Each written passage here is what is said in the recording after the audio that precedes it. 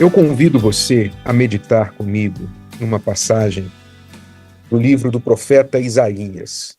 Parece que foi escrita nos dias de hoje e relata a situação não só do nosso país, do nosso Brasil, mas do mundo em geral.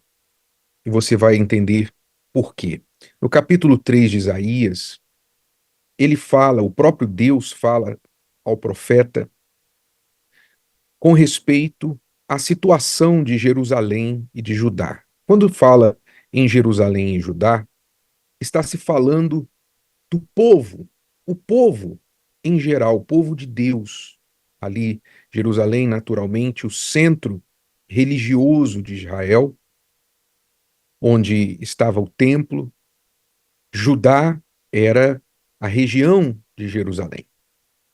Então, quando Deus fala da destruição de Jerusalém e de Judá, ele fala, eu não vou ler todos os versículos porque ficaria muito extenso aqui, mas ele fala que vai tirar o sustento e o apoio, sustento de pão, sustento de água de Jerusalém.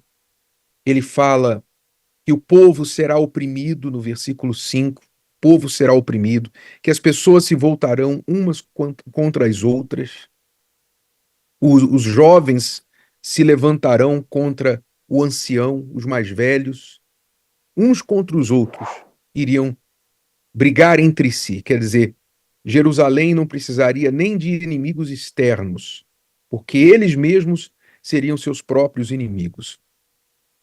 E diz que ela se tornaria ingovernável, que seria ingovernável e qualquer um eles iriam apontar para ser governador, porque ninguém queria governar, ninguém tinha condições de ser governador da, da cidade.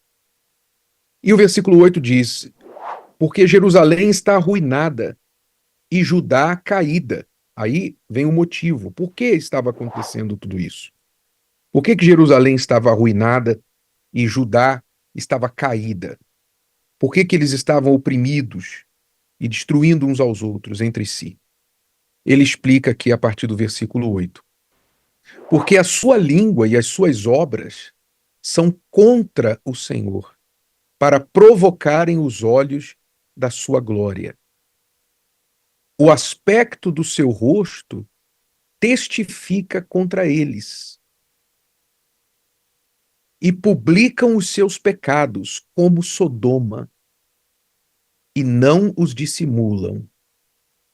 Em outras palavras, aquele povo estava pecando publicamente contra Deus, provocando a Deus com palavras, não fazia questão de esconder os seus pecados, mas os publicavam e não dissimulavam, quer dizer, não fingiam, já estavam escancarados fazendo as coisas que provocavam a Deus.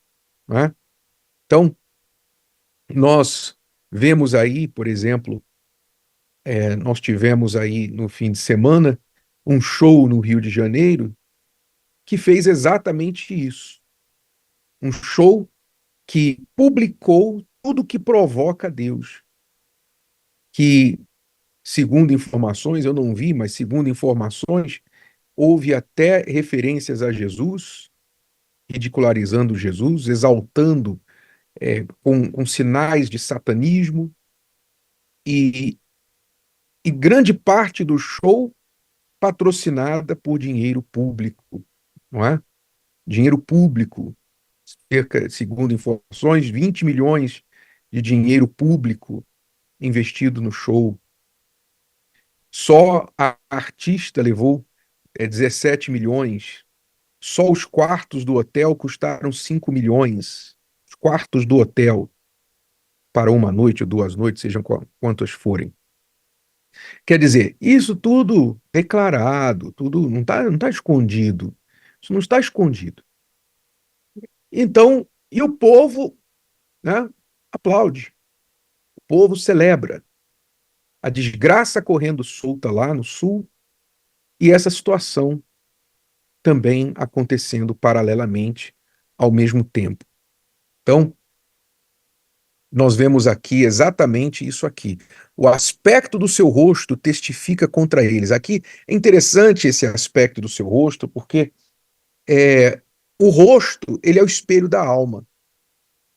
E a gente vê que quantas pessoas que, para esconderem a escuridão que está dentro da sua alma, a tristeza, a depressão dentro da sua alma, tem que cobrir o seu rosto com maquiagem pesada, tem que cobrir o seu rosto com um sorriso plastificado, com fotos das redes sociais posadas para mostrar diversão, curtição, que divulgam o seu rosto como a expressão da felicidade, mas na verdade estão vazios e quebrados por dentro.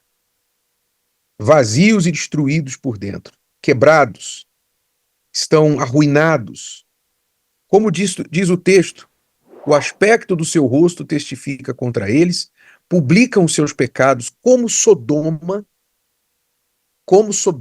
quer dizer, todo tipo de depravação, todo tipo de promiscuidade, não os dissimulam. Aí vem a palavra de Deus. Ai da sua alma, porque fazem mal a si mesmos. Ai da sua alma, fazem mal a si mesmos.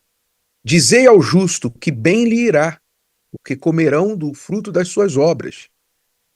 Ai do ímpio, mal lhe irá, porque se lhe fará o que as suas mãos fizeram. Ou seja, cada um vai colher, ainda que aparentemente não aconteça de imediato, mas cada um vai colher aquilo que plantou. Isso é a lei da qual ninguém pode escapar. Então, nós temos visto aí a razão por tantas calamidades, tanto sofrimento, tanta opressão. E as pessoas, não é? As pessoas, o que que elas têm? Elas têm o que elas estão plantando. Você pode discordar, você pode falar, mas não deveria ter feito isso, não deveria ter feito aquilo e tal, mas chega na hora de votar, você vota naqueles políticos que fazem exatamente isso aqui. Aqueles políticos que promovem exatamente aquilo que você não quer. De que adianta? De que adianta você discordar disso, discordar daquilo, aí você vai lá e liga a televisão que promove esse tipo de. O canal de TV que promove esse tipo de depravação. Quer dizer, nós temos que definir de que lado nós estamos, nós temos que definir qual é a nossa fé. Que se nós estamos do lado dos justos, que diz aqui o texto, dizei ao justo que bem lhe irá, porque comerão do fruto das suas obras. Ou se nós estamos do lado do ímpio, a quem é dito, mal lhe irá, porque se lhe fará o que as suas mãos fizeram. Nós temos que decidir onde nós vamos ficar. Porque muitas pessoas não definem a sua fé, não se posicionam se são do bem ou se são do mal. Muitos que são do bem, se dizem do bem, acham que podem acomodar o mal, promover o mal, tolerar o mal. Né? E eu não estou falando aqui de pessoas, eu estou falando aqui de atitudes, de comportamentos, do pecado. O pecado era a razão da destruição de Judá e de Jerusalém naquela época, porque a cidade se tornou ingovernável, porque a cidade se tornou um caos, perdida, que ninguém sabia mais o que fazer por ninguém, um destruindo o outro. Era o pecado que estava fazendo isso em Israel naquela época. E não é diferente hoje. As pessoas querem uma vida melhor, querem melhorar, etc., mas promovem o pecado. Mas o governante é retrato do povo. O governante é retrato do povo. Aqui essa passagem de Isaías fala exatamente isso. A pessoa pega um irmão, quer dizer, alguém como ela, e diz, vai você governar a gente. Quer dizer, você pega alguém como você. Quando você vai escolher um político, Você não pode escolher um político baseado, ele vai pagar a minha o cimento para eu terminar a minha laje. Ele vai me dar um emprego lá para o meu sobrinho, para o meu filho. É por isso. Quer dizer, a corrupção começa dentro do povo, a corrupção começa dentro das pessoas. E aí, então essa corrupção vai se estendendo para os seus políticos, os seus governantes, os seus representantes.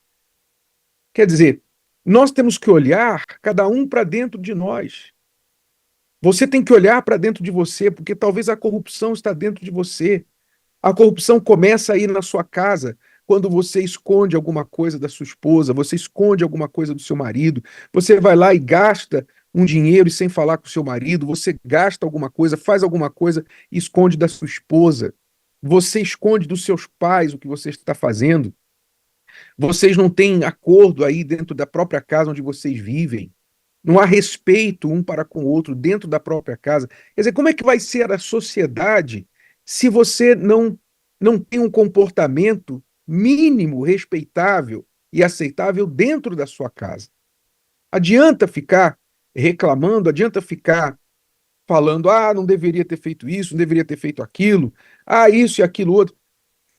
Nós temos que olhar o dia a dia, porque quando acontecem tragédias, quando acontecem coisas que impactam as vidas de milhões de pessoas e desgraças que afetam cidades, estados, países inteiros, tem que se saber que essa tragédia é a culminação de anos de desobediência, anos de dar as costas para Deus, e aí as pessoas vêm no momento que elas se deparam com essas tragédias, com essas calamidades, elas perguntam: onde é que estava Deus? Enquanto estava tudo bem, ninguém perguntava onde estava Deus. Não é curioso isso? Não é curioso que um monte de incrédulo pergunta onde estava Deus na época, no momento da tragédia, que não queria saber nada de Deus quando tudo estava bem? Não é curioso isso? O ser humano é uma figurinha, é um personagem que eu vou lhe contar. Mas nós não vamos consertar o ser humano. A gente só pode consertar a si mesmo. Por isso, meu amigo, minha amiga, eu falo a você, falo a mim mesmo, cada um de nós tem que olhar para si.